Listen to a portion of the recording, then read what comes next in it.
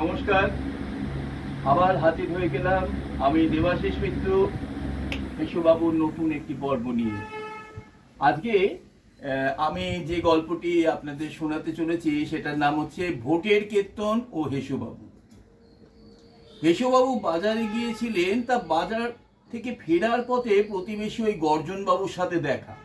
ভোটের বাজারে কথা শুরু হয়ে গেল ভোটের নানা কীর্তন নিয়ে। আরে দাদা, হরিহর পাড়ার খবর শুনেছেন? কি খবর বলুন তো? হেসুবাবু প্রশ্ন করলেন। আরে গত দুবারের সাংসদ ঢেঁড়সদা কোনো কাজ করেনি বলে তো টিকিট পায়নি দলের থেকে। কাজ না করলে টিকিট দেবেই বা কেন? সেটা তো 100 ভাগ ঠিক, কিন্তু উনি ছড়া পাতা দীর্ঘ নিঃশ্বাস ফেলে টিকিট পাননি বলে যা কাণ্ড করলেন সেটা তো আর বলার নয়। মানে মানে আর কি, রাত্রে বিছানা ভাসিয়ে দিলে সে কি এই বয়সে? সর্বনাশ! ওই মানে ওই চোখের জলে। ও তাই বলুন। আমি আবার অন্যরকম ভাবছিলাম কিনা। হেসুবাবু নিজেকে সামলে নিয়ে বললেন, ওদিকে এখন আবার ওই নতুন কাণ্ড ঘটিয়েছেন ওই ঢেঁড়সদা, তাই নাকি? কি ঘটিয়েছেন বলুন তো? দলের টিকিট পাননি বলে নির্দল হয়ে দাঁড়িয়ে পড়েছেন। হেরে ভূত হবেন। আরে দূর মশাই, সেগুড়ে বালি। কেন অমন কথা বলছেন কেন? হেসুবাবু খুব আগ্রহের সাথে প্রশ্ন করলেন। ভোটে দাঁড়িয়েই ঢেঁড়সদা বলতে শুরু করেছেন তিনি যেহেতু কোনো কাজ করেননি, তাই তাকে জনগণ যেন ভালো করে জুতোর বাড়ি মারে, তাহলেই তার প্রায়শ্চিত্ত হবে।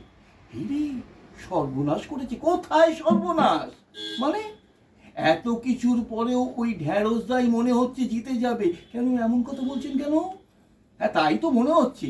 যেহেতু উনি জুতো সিম্বল নিয়ে দাঁড়িয়েছেন, উনি যেখানে যাচ্ছেন সেখানেই পাবলিক ছুটে এসে জুতো মারছে। যে হারে জুতোর বাড়ি হচ্ছে তাতে উনি হারবেন বলে তো মনে হচ্ছে না।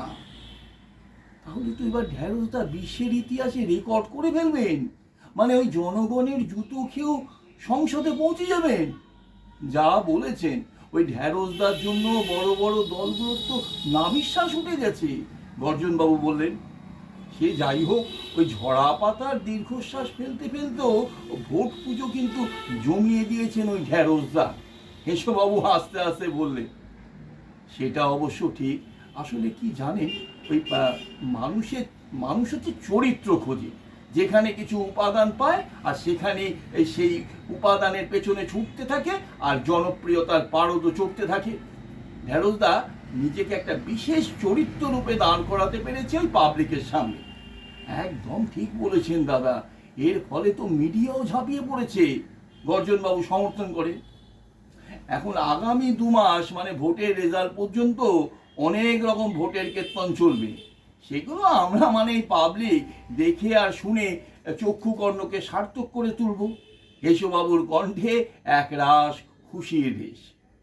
যা বলেছেন দাদা, এবার বাড়ির দিকে এগোই দাদা, না হলে জানেন তো ওই আমার মেয়েটা এমন খেকি টাইপের। সে তো বটেই, সে তো বটেই। ওদিকে আবার ওই আপনার বৌদি, মানে সেও তো আবার দেরি দেখে আলোচনার পর্ব শেষের পথে। আর এমন সময় ওই নির্দল প্রার্থী ঢেঁড়সদা তার অনুগামীদের নিয়ে বেরিয়ে এগিয়ে আসছেন ভোট চাইতে। গর্জনবাবু এবার পায়ের জুতোটা খুলতে ব্যস্ত হয়েছেন। শেষ করলাম আজকের এই গল্পটি। আপনারা সবাই থাকবেন আমাদের সঙ্গে।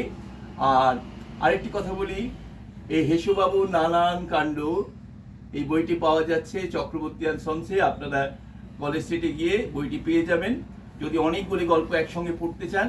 আর তাছাড়া আমার এই ইউটিউব চ্যানেলে প্রতি সপ্তাহে একটি করে নতুন হেসুবাবুর গল্প আসবে। এবং তার সঙ্গে আরেকটি ঘোষণা করে দিই, আমরা বিশেষ কিছু পর্ব আপনাদের উপহার দেওয়ার চেষ্টা করব। সেগুলো আগামী দিনে আপনারা জানতে পারবেন। আর একটা কথা শেষ বেলায় বলে দিই, যদি ভালো লাগে তবে আমার চ্যানেলটা আপনারা সাবস্ক্রাইব করবেন এবং আপনাদের প্রিয়জনদের কাছে শেয়ার করে দেবেন। আজকের মতো নমস্কার।